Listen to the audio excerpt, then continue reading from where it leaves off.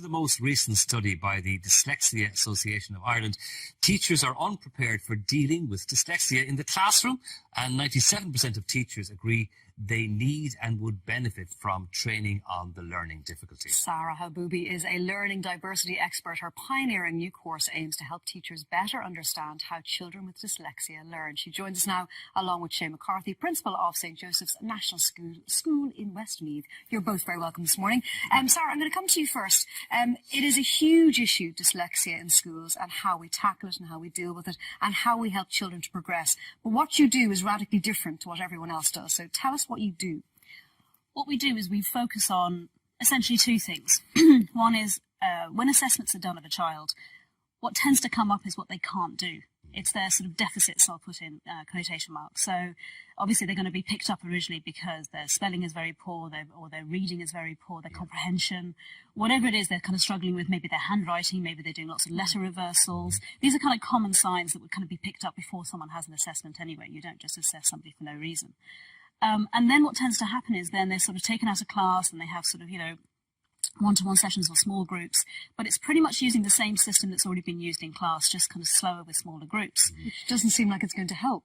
Well, it helps for some people. I don't want to kind of dismiss everything that's going on, because some children are being helped and it's very, very successful. But there will be a percentage of people who really using what's predominantly the phonics system, which is the auditory processing of sounds and language, doesn't really match the way that these people's brains work. So everyone's wired differently.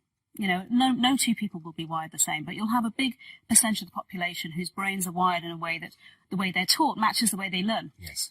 But for some people, the way they learn is not matching the way that they're taught. So what they tend to be doing is using much more of the visual right side of the brain.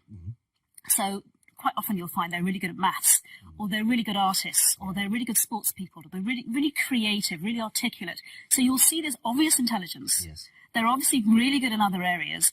And yet something that seems so simple and so straightforward for most of us, sort of spelling and reading, it appears impossible for them. And it's not about working harder and doing more and drilling and spending longer and longer at it. It's about coming at it from a completely different angle. And what is that angle? The angle is actually mental imagery. Really, really good spellers will be able to see words inside their mind's eye. And when they see it as a whole word. They see every single letter in the right place and still. What quite often happens with people with dyslexia is that they're not doing that. So that they're sort of just trying to sound it out all the time. So they're not seeing the word, which sounds a little bit strange, doesn't it? You think, well, that's kind of natural. But people who are really good spellers are just doing it unconsciously. They're not being taught to do that. They make that transition into the visual part of the brain automatically. These people are kind of getting stuck in the auditory processing part of it. And it looks as if there's a deficit then with the auditory part. Actually, what needs to happen is they need to start using their mental imagery. So we actually come in through the visual system. Okay. We also teach in a global way. So rather than in a linear step-by-step, so any of you who've got children, you know that it's the phonics, it's the letters, sounds. So you segment and then you blend them together. So you look at each individual sort of sounds or group of letters together, and then you kind of bring it together. For people who are dyslexic, quite often they see things in a big picture in a big way, and looking at things in that smaller detail and building up actually becomes quite difficult for them, because there's nothing to hook it onto. So we come in through a global system. So Shane, you have been, I suppose, one of the pioneering implementers of Sara's system, right? So, and this is on the ground stuff. You're the principal of a national school. It has to either work or not work for you to. It has to work if you're going to back it. So. Tell us when you introduced it and what the success rate has been like. Well, we introduced it in 2013. And straight away, well, there was an instantaneous change in the school. Instantaneous? Oh, absolutely. You see, not just the children with dyslexia, with learning difficulties. You see, the first part is preparing the brain. So this isn't about, so you didn't separate the children with dyslexia. This was introduced into the classroom as a whole. No, see, the staff in St. Joseph's, what we did was we looked at Sara's technique and we changed it from a one-on-one to a whole class technique.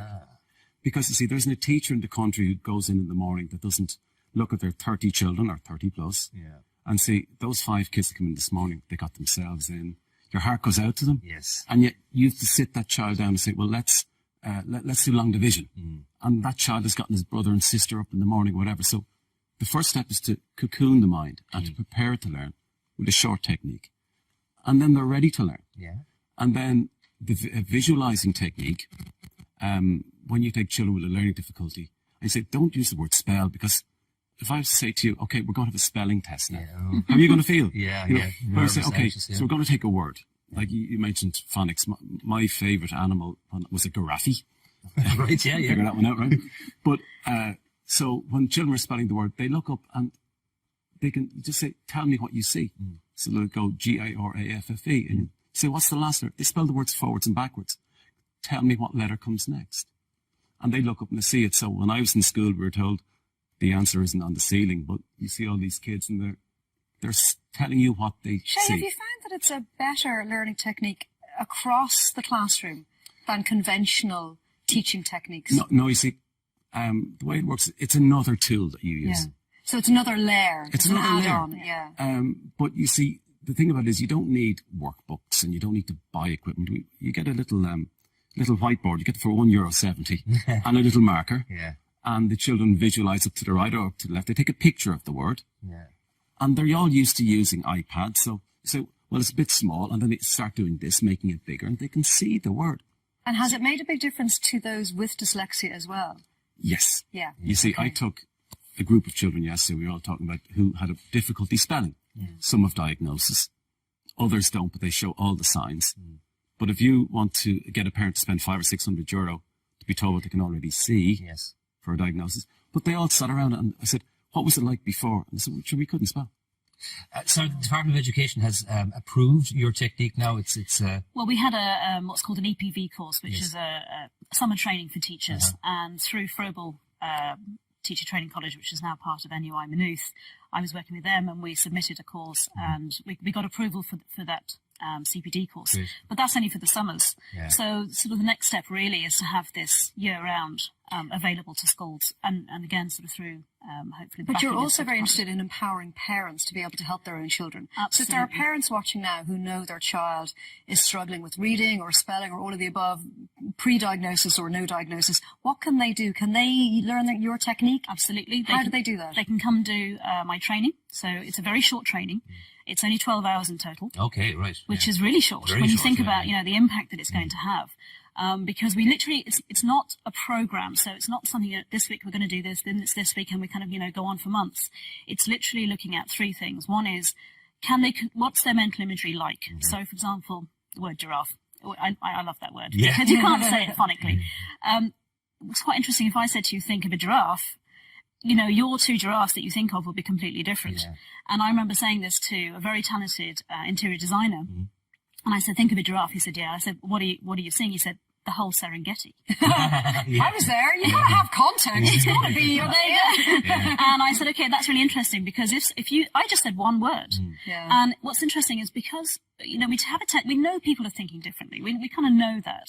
But until you start asking the right questions, you actually don't know how differently they're thinking. Well, Sarah, we'll put details of your course and how people can get in touch with you up onto our website. But I think there'll be a lot of parents who'll be very interested in contacting you. And Shay, congrats. Happy children make for a happy, productive school. So Exactly. well done. I'd love to see this in action as well, so we might come back to you again on this. Is very interesting indeed. And we should say, actually, later on, we're going to be speaking to Jo Malone, who's very famous around the world for her lovely perfumes. She suffered with dyslexia when she was in school as well. So, And this is the main thing, is actually the strengths and talents of people, and that's what we focus Focus on the the talents, positivity exactly. as opposed to the negatives. Absolutely. Okay. Okay.